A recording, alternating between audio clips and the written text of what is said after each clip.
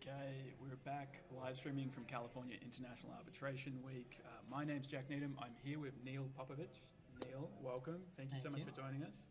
And Neil, why don't we start by you telling our audience a little bit about who you are, what you do, what brings you here this week, and some of your career highlights. Sure. So my name is Neil Popovic. I am a partner at Shepherd here in San Francisco, and I lead our firm's international litigation and arbitration team. I also am part of the leadership group for our ESG and sustainability team, and my practice is mostly international commercial disputes, but also I do counseling on public international law, particularly issues involving international environmental law. And then I also teach at the law school at Berkeley, where I teach international environmental law and international litigation and arbitration, and I teach at the public policy school, where my course is about the relationship between rule of law and economic development. And I'm here today because this is an exciting time for international arbitration in California. There are many people who go elsewhere to do international arbitration because they think that there isn't much of that in California. Well, there's a lot here, and it's exciting to be here while it's growing. Great. All right. And I understand you were part of a panel event this morning. Do you want to tell us a little bit about what that panel was focused on? Sure. So our panel was called When the World Shifts, and it was about navigating geopolitical risk, energy transition, and climate change in the context of arbitration. And so a lot of what we talked about was what is the relevant law, where do you find the law, how do climate change issues end up in disputes, and sometimes it's a straight commercial dispute, sometimes it's disputes involving governments, sometimes it can be about financing, or it can be about something like mining or real estate disputes. It really is all over the place. And we talked about how it's a reminder that problems in the world present themselves as factual issues, business issues, science issues, and then our job as lawyers, whether we're acting as counsel or as arbitrators, is to kind of figure out what law applies and apply it. Oh, great. And noting your sort of intersection in your practice between the environment and international arbitration, what are some of the big live issues that you are watching right now that are impacting your job and how you go about things?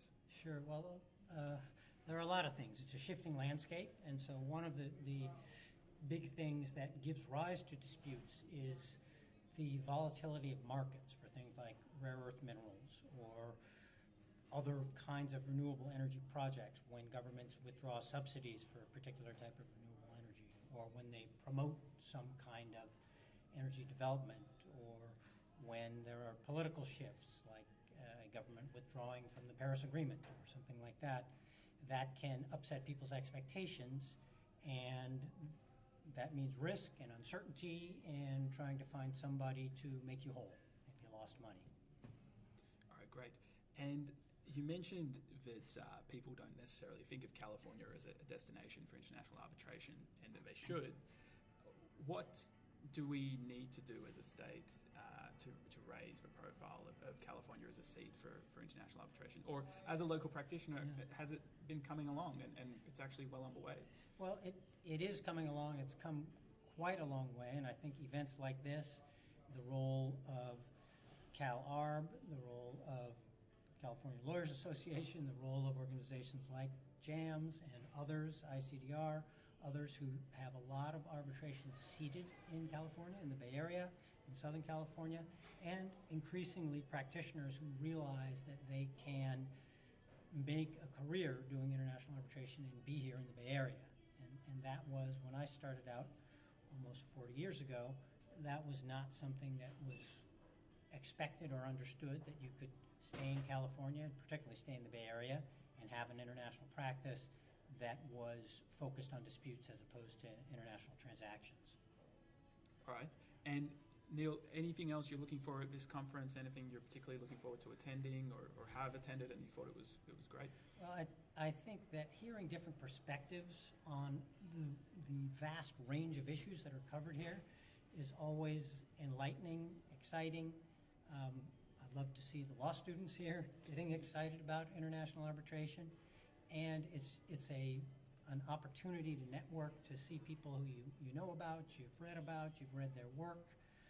You've maybe been on a case with them, and to have us come together in an environment like this where everybody is supporting international arbitration is exciting and humiliating, or humbling, I guess, to some extent, not humiliating, because you realize there's just some amazing accomplished people here who are really at the cutting edge and the forefront of international arbitration. So it's a fantastic opportunity to be around them.